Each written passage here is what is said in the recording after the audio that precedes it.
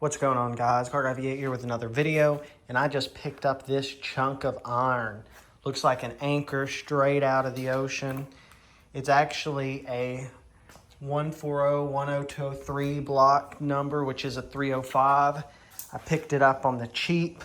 I'm curious to see if I can do anything with it because this thing is rough. I've been looking at it. It's been sitting for at least 6 years, I think, under a shed. I think it was like 2019, 2018, something like that. And, oh man, the more I look at this thing, the more it looks like just a hunk of iron, basically scrap. But I'm going to see if we can't do something with it, at least get it to spin over.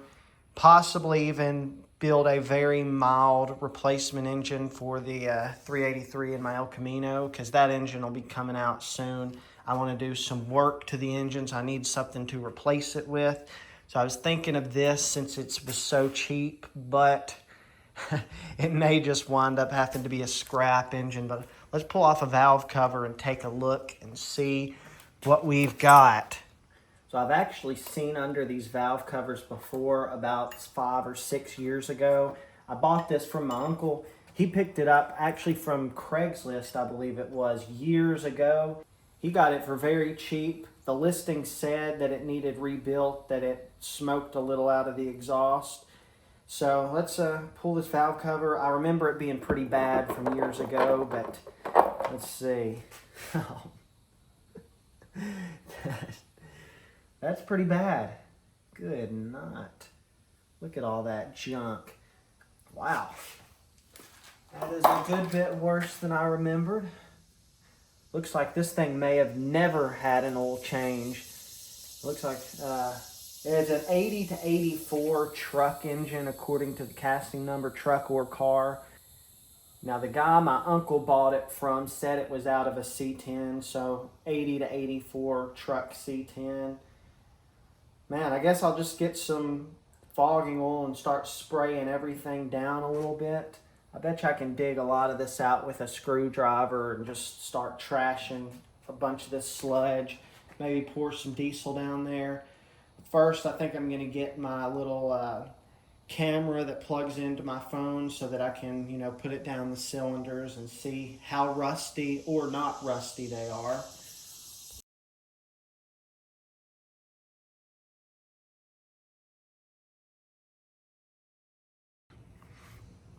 So after seeing all this stuff, I don't even know if this one's even going to be worth messing with. But I do at least want to get it free. I'll probably take off the head just to see. This thing's rough.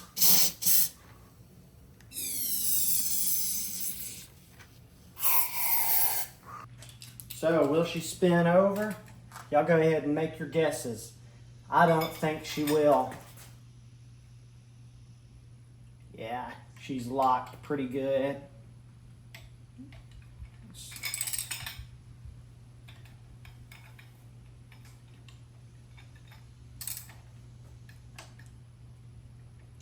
I don't want to strip out the crank bolts, so I'm going to keep on massaging those cylinders, probably off camera. Maybe pour some ATF down, see if we can't break up some of that rust.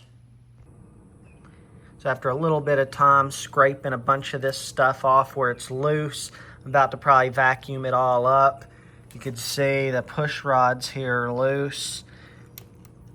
These two right here are a little bit stuck. I'm not sure if it's just the sludge around it or maybe my finger is just too slippery to pull them out right now. But I think we can see why this engine smoked. This sucker is rough. After further cleanup, I have determined that this was indeed a truck engine. You can see it has the 601 cylinder heads, which that's a casting for truck engines from like 80 to 86, somewhere in that range. This side, I had to brush it a little bit in order to get the number, but it is the same cylinder head, so that is good. Now, 305 stuff is not sought after, but the few people that do build them, they want 601 or 416 heads. And there's another one from 3rd gen Camaros. I forget the casting number, but a lot of people like these 601 heads because they have a very small chamber. If I'm remembering correctly, it's somewhere in the neighborhood of 53 cc up to 55, because there are some variances, you know, with casting quality. But they have a small chamber. So we're going to go ahead and we're going to pop off this intake manifold. When working on this old, sludgy, and rusty small block Chevy, the Bible verse comes to mind that talks about not laying up treasure for yourself on this earth where moths and rust can destroy it or where thieves can steal it, but instead laying up treasure in heaven that is eternal. In 1,000 years, this 305 will have so much rust that it'll just be useless and I won't be here anymore. So the only thing that will matter will be eternal treasures at that point. But you can't start laying up treasures in heaven unless you know Jesus Christ as your personal Savior and understand what He did for you on the cross by dying for your sins so that you could receive eternal life. But you can only receive it if you ask Him into your heart and acknowledge what He has done for you.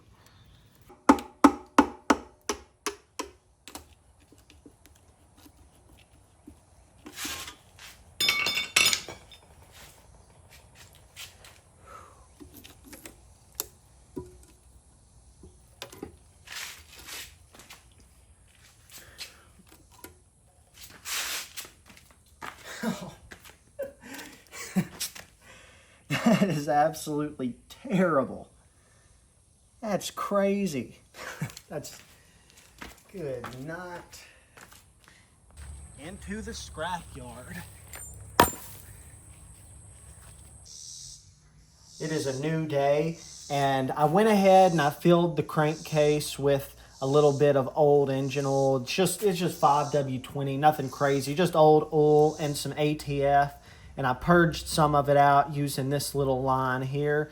But I'm going to set that there. I'm going to hook up my actual oil pressure gauge that's on my engine run stand, because I want to see what kind of pressure it's got, which, of course, this will just be with the drill, so it really only simulates a few hundred RPM, maybe a little more. But the oil pressure is, or the oil is still thick. Come on. There we go.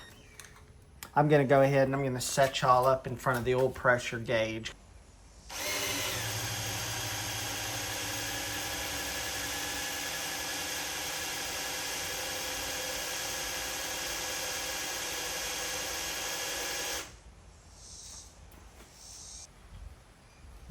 So actually the oil pressure numbers are not bad. I have, using this drill, I don't know if I've ever seen more than 50 or so PSI on something. So really, that's not a red flag. But what is, every lifter is heavily worn. You can see, I mean, that's probably at least 30 thousandths, maybe 50 thousandths of an inch. This is the worst lifter right here. Look at that's crazy. So you can see this engine does have some real wear on it. This right here is why you change your oil.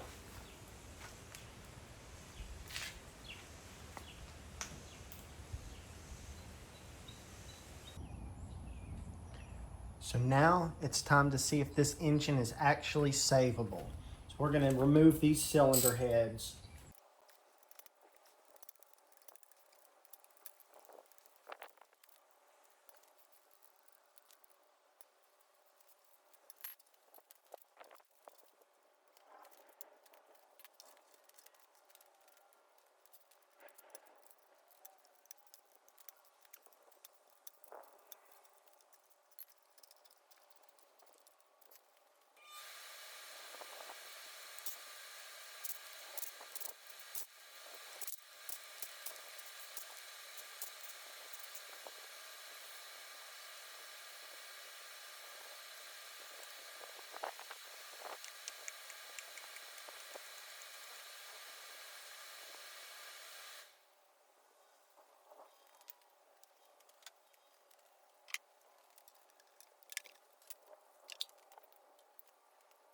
Unfortunately, guys, I don't think this engine will be our next budget build candidate. I think it's just a little too far gone. It needs a good overbore, and that kind of throws out the whole budget thing right there. I kind of wanted to do a spiritual successor to my old 305 with 416 heads that I ran in my Camaro.